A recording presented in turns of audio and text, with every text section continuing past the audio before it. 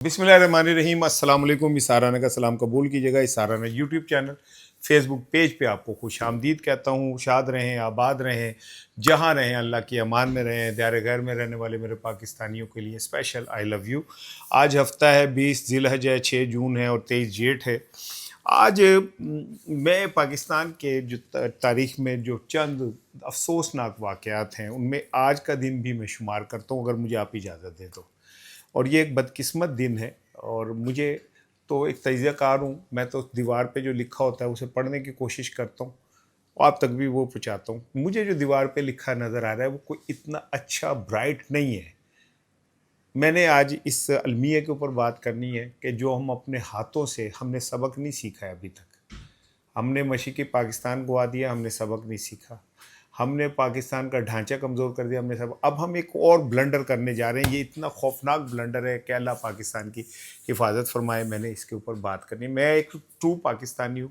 मेरा बाप जद्दोजहद पाकिस्तान का हिस्सा था, कायदे आज़म के ज़ाती मुलाजिम थे। इस मट्टी से मेरी कमिटमेंट जो है वो इतनी है कि मैंने इसी मट्टी में मरना है। तो मुझे तो अपने पाकिस्तान के अंदर अगर कहीं पे भी कोई गड़बड़ नज़र आती है जिससे पाकिस्तान को नुकसान पहुंच सकता है तो मेरा तो दिल दुखेगा और मैं बात करता हूं और मैं करता रहूँगा।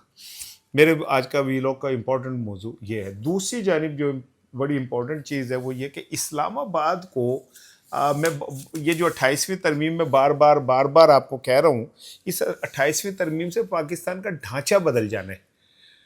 इस ढांचे का फ़ायदा किसको होगा ये बहस अभी अभी आप छोड़ दें, लेकिन इस ढांचे का फ़ायदा किसी तरह सियासी जमातों को नहीं होगा।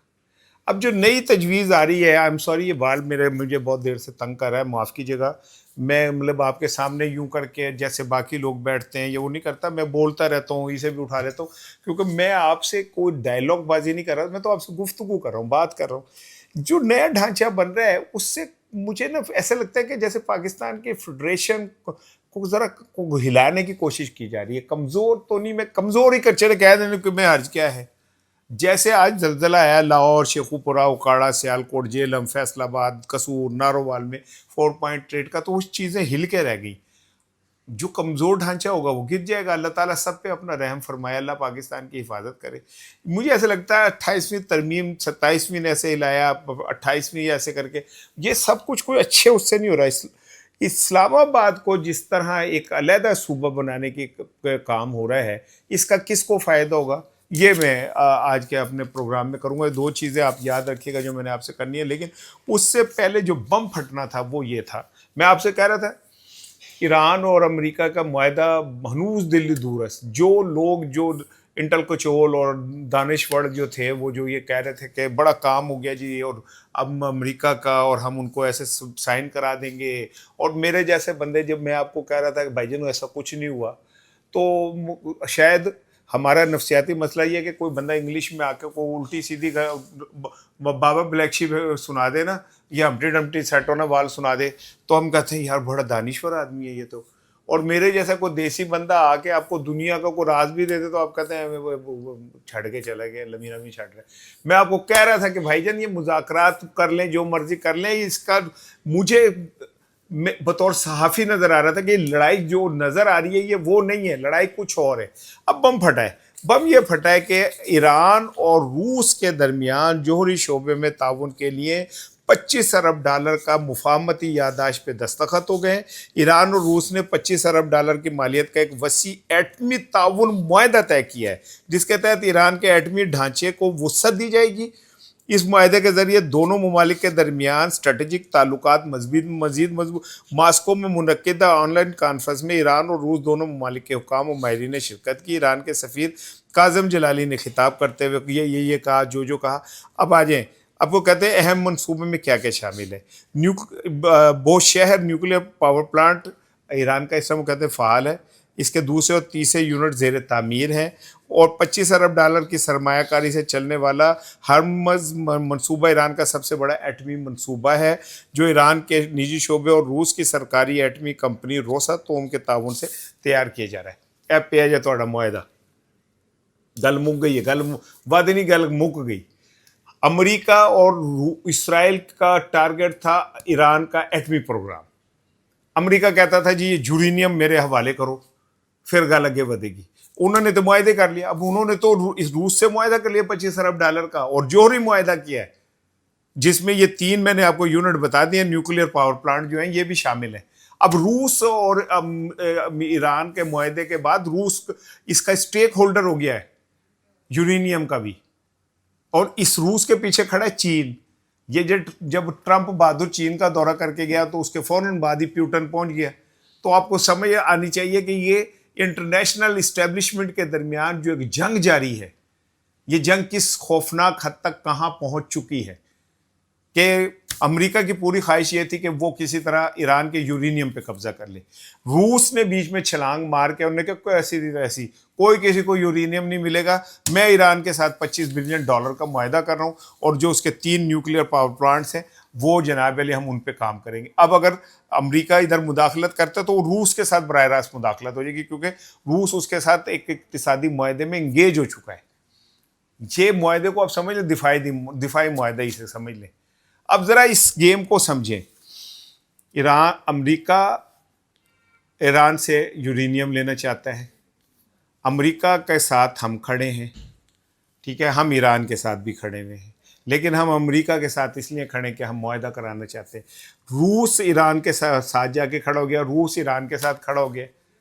अब अगर इस सारी जंग में कुछ होता है और अमेरिका हार जाता है और ईरान और चीन इस खित्ते के अंदर अमरीकी मुफादात या उनके जो प्लान है उसे ख़त्म कर देते हैं, तो उसके साथ साथ उसका बनाया हुआ ये जो सेटअप और नेटवर्क है ना, ये भी ख़त्म हो जाएगा।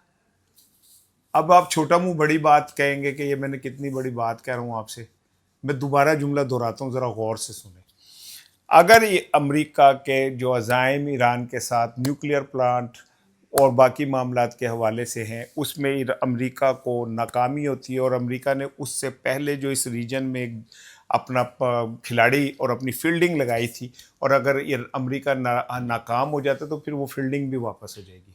फिर उस फील्डिंग के तहत जिन जिन लोगों को पर्दे से स्क्रीन से हटाया गया था, जेलों में भेजा गया था, गल समझो ना, जेलों में भेजा गया था, वो आया था, साइफर आ गया था, और ये हुआ था, वो हुआ था, अगर अमेरिका बैकअप करता है तो फिर ये भी सब कुछ बैकअप हो जाएगा, क्योंकि अस्सी खड़े हैं अमेरिका दी आशीर्वाद देना ये सारा कुछ। तो इससे मेरे भाइयों और बहनों, मैंने आपको एक सीन बना दिया है कि आने वाले दिनों के अंदर अगर ईरान सरवाइव कर जाता है अपने जौहरी एटमी प्लांट के साथ, तो फिर अमेरिका को यहाँ से बिस्तर बोरिया गोल करना पड़ेगा।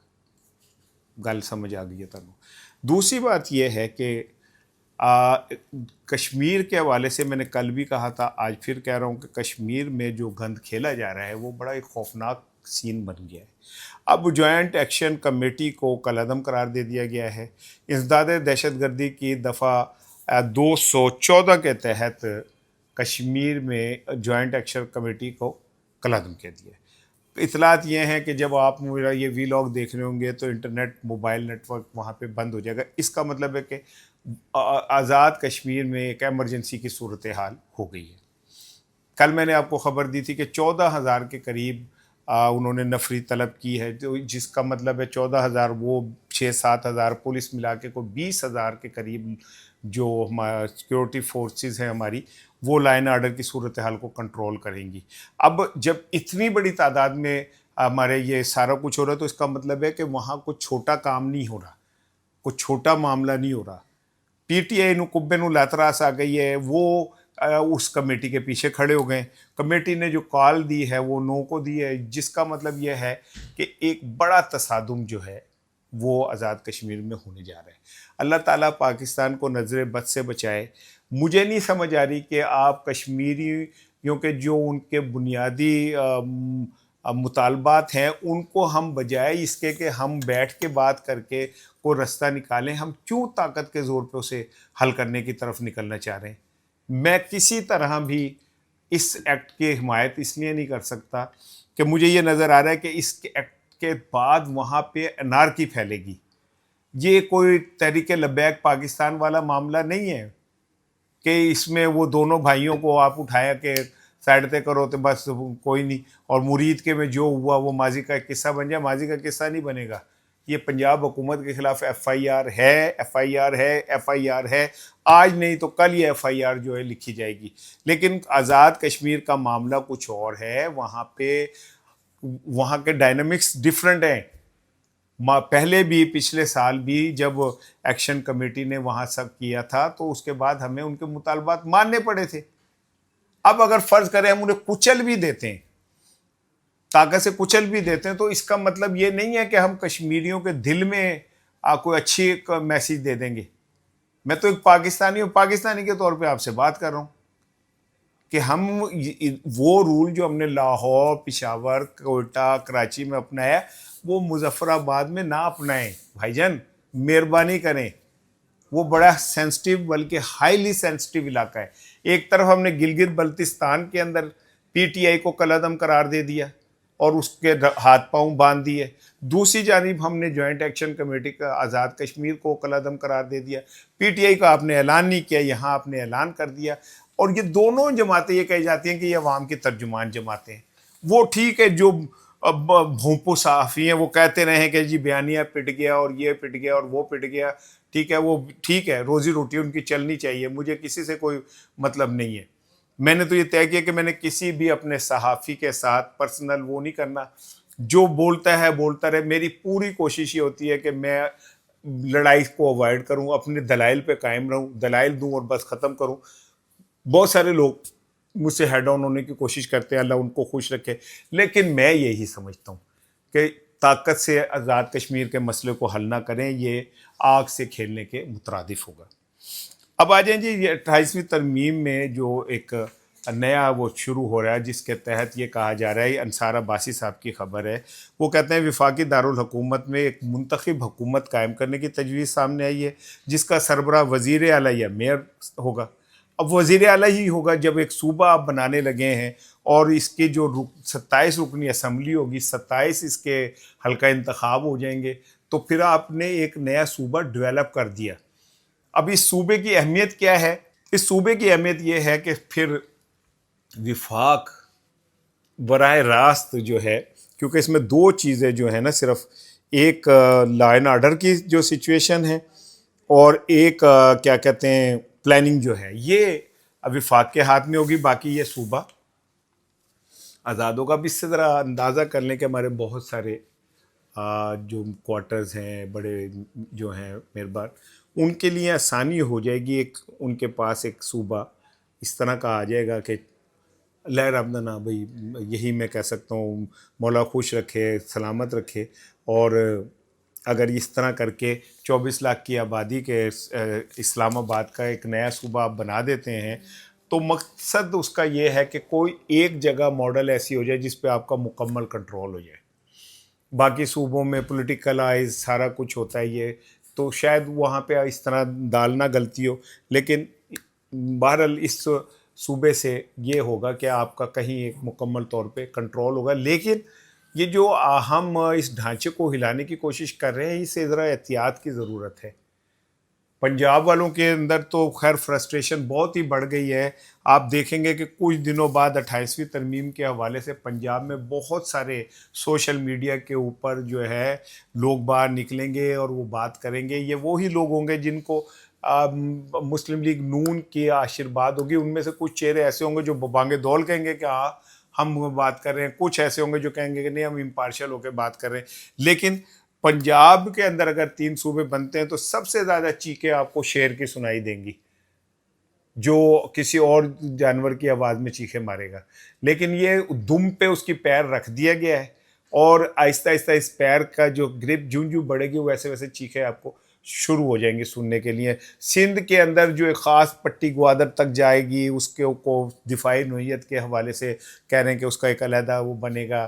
پنجاب میں 3 صوبے اور پھر اسلام آباد میں مجھے ایسا لگتا ہے پاکستان ایک ڈب کھڑبا سا کوئی ایک سچویشن بننے جا رہی ہے. اللہ پاکستان کی خیر کرے. ہم سے 4 صوبے نہیں سنبھالے جاتے تو یہ اتنے صوبے ہو گئے تو اللہ ہی رحم کرنے والا ہے پاکستان پہ. میں اس سے زیادہ کچھ نہیں کہہ سکتا. 2-3 چیزیں بڑی امپورٹنٹ ہیں، میں ذرا وہ چاہ رہا تھا کر لوں. ایک تو اسلام آباد میں امریکہ کی 250ویں یوم آزادی کی ایک تقریب ہوئی.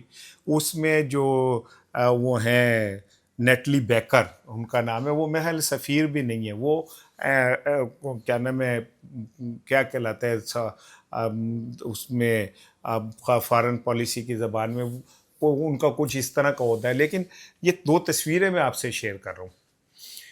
ایک یہ تصویر ہے، دیکھیں اس میں کیسے ہمارے نائب وزیر اعظم صاحب اور باقی لوگ ہاتھ باندھ کے کھڑے نے، کرسیاں بھی نہیں کیا.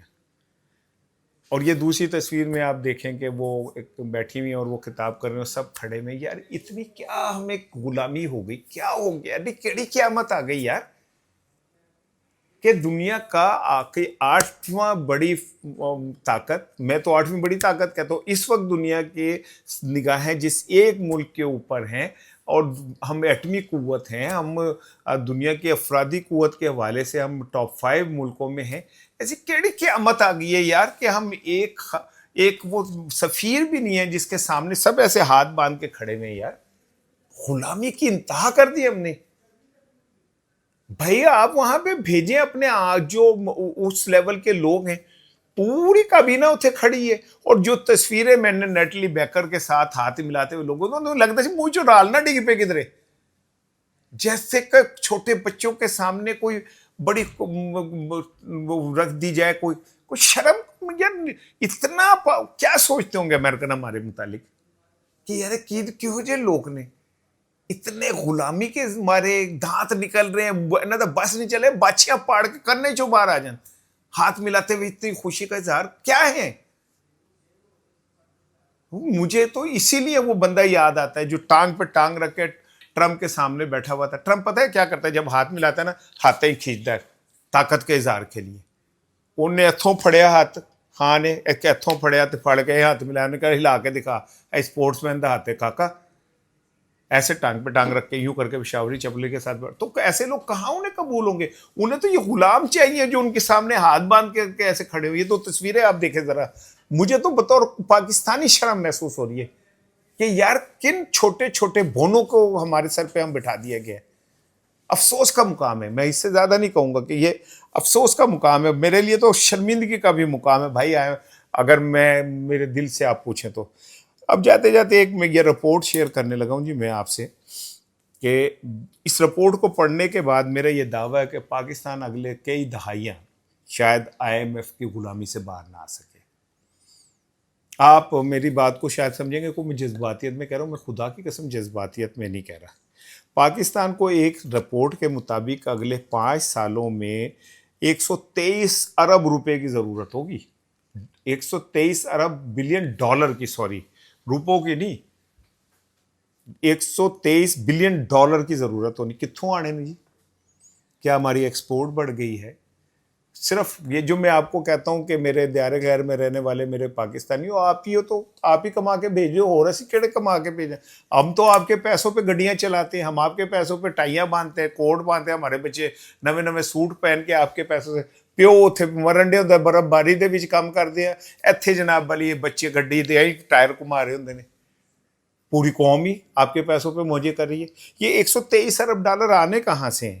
کہتے ہیں جی ستمبر میں یہ جو 7 ارب ڈالر والا IMF کا پروگرام ہے، یہ اگلے سال ستمبر اکتوبر میں ختم ہو جائے گا. پھر ہمیں نئے سال کے لیے 23 بلین ڈالر چاہیے ہوں گے، پھر 27-28 میں 23 بلین ڈالر چاہیے ہوں گے، 29 میں ہمیں جناب لیے پھر کیا نام ہے کو 30 بلین ڈالر چاہیے ہوں گے. یہ تو ہے جو بیرونی ہمیں وہ اس کی ضرورت ہے. اس میں فارن ریمیٹنس کا بھی ذکر نہیں میں کر رہا. تو کس سے چلے گا؟ ایکسپورٹ ہماری زیرو سے زیرو ہوتی جا رہی ہے، فیکٹری ہماری بند ہو رہی ہیں، اقتصادی طور پہ ہم تباہ حال ہو گئے. تو کیسے ہم یہ سب کچھ کریں گے؟ اس کا حل یہی ہے. لوگ کسی نے پوچھا سی کہ یار تو نے یہ اتنا قرضہ لیا ہوا ہے تو یہ اب آگے کیسے چلے گا؟ انہوں نے کہا کوئی نہیں، اور قرضہ لے لوں گا. ہم نے تو قرضوں کی سود کی ادائیگی کے لیے ہمیں قرضے لینے پڑ رہے. اور افسوس کا مقام یہ ہے کہ وہ لوگ جو پاکستان کے اوپر بیٹھے ہوئے پنجے گاڑ کے، دیکھیں نا نواز شریف صاحب وہاں گئے گلگت بلتستان کے، میں گلگت بلتستان کو پتہ نہیں کیا کر دوں گا، تو کہتے نہیں علاج دلی ہوتے چلے گئے جنیوا. جنیوا میں کون سا ہاسپٹل ہے ویسے؟ مالیاتی ہاسپٹل ہیں میرا خیال ہے کوئی جنیوا میں، جہاں تک مجھے علم ہے. وہ پریس ریلیز میں تو لکھا ہے کہ جی وہ دوستوں سے ملاقات کرنے گئے ہیں، مشاورت کرنے گئے. میں نے نہیں پتا جنیوا میں وہ کس کس کو بلائیں گے. لیکن یہ پاکستان کا اصل چہرہ ہے. I am sorry. انشاءاللہ آپ سے بات ہوگی شام کو.